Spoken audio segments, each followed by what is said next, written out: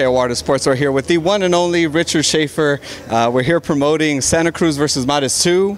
Also got a great undercard in Jermel versus Austin Troutman. I know you're excited about it. Tell me about it. I mean, I went to Modest's workout last week. I'm here at Leo's, and they both look stronger than I've ever seen either one of them. Yes, no, I think it's one of those fights which really brings out the best in the fighters. It's a fight for bragging rights here in Los Angeles, but it's really more than that.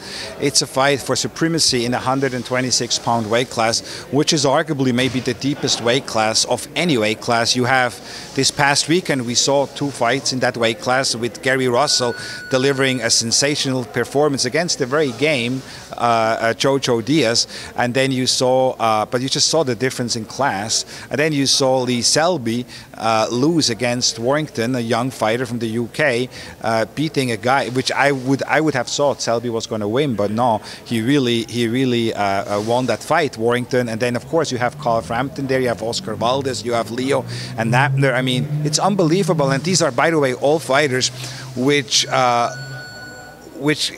incapable of being in a boring fight. I mean, these are exciting fighters, and the two kings of the division are right here with Santa Cruz and Mares, and you're going to see them on June the 9th. I think it's a 50-50 fight. Both guys want it. I was very, you know, some media members and fans have told me, oh, I think I'm going to favor this time Mares because he just looks better. He looked better in his last two fights. It seems that he and Robert Garcia mesh really well.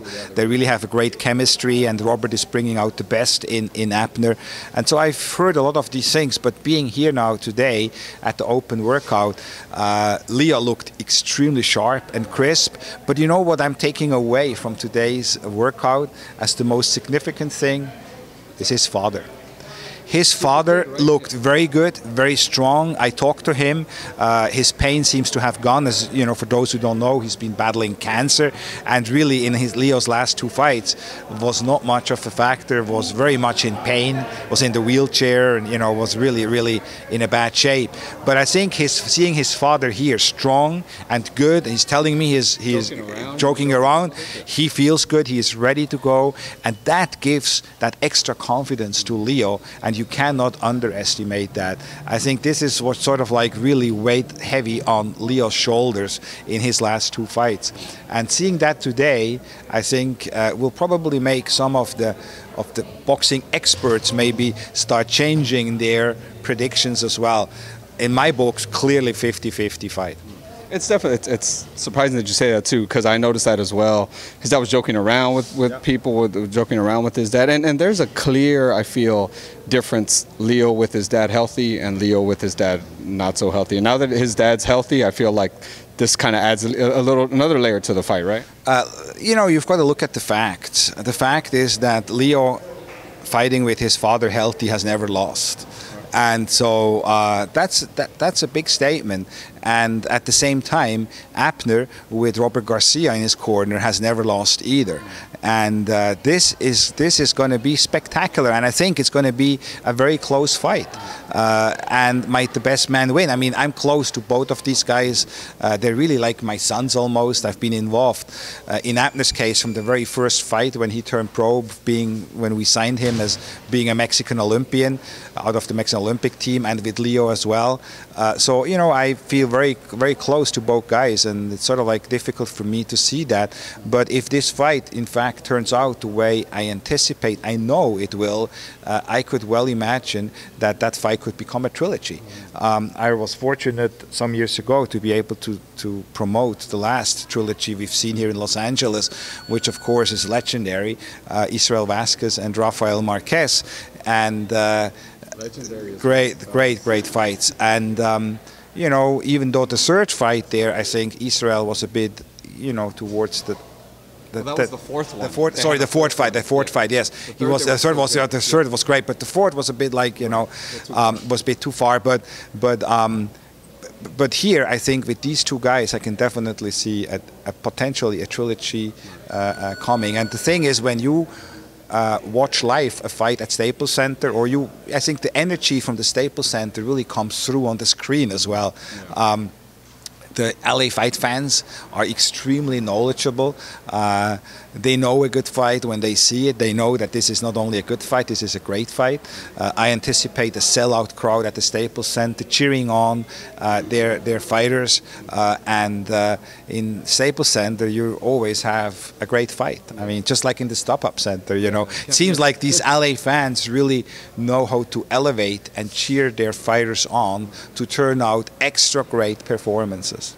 I totally agree. I love the undercard with Jermell Charlo, who's going to kind of got a showcase fight with him, and obviously Trout's no pushover by any means. But looking forward in that division, I feel like that division is gaining a lot of steam right now with that kid who beat Saddam Ali on what's his name, Muriaga, something like that. Something like that. Obviously Jermell Hurd just beat Lara. I mean, do you feel that this fight is with Jermell kind of leads into a Hurd unification, do you feel? Well, you know, it's like the case with the 126 or with the 154 and or the heavyweights for that matter. There is suddenly talk about unifications, and the fact why there is talk about unification is really the result of one person. And that one person is Steven Espinosa from Showtime, who really has sort of like created this drive for unifications. And so the 154 is another division where Showtime is very heavily engaged, invested in. And, you know, this fight here with Charlo and with Trout, I really think is more than a showcase fight, because Austin Trout knows that this is high noon for him. Austin Trout is one of the most skilled and talented fighters in the sport.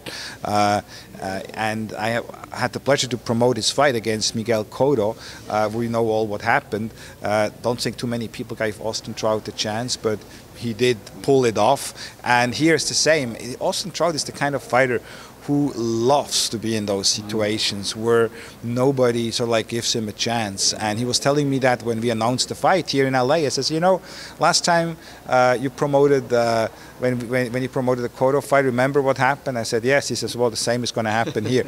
So we'll see. I mean, Charlo has his hands full. For LA fight fans, I think it's spectacular to see Charlo here, because he's training now out of Santa Monica, is making his home now Santa Monica, Los Angeles. So he's spending a lot of time here.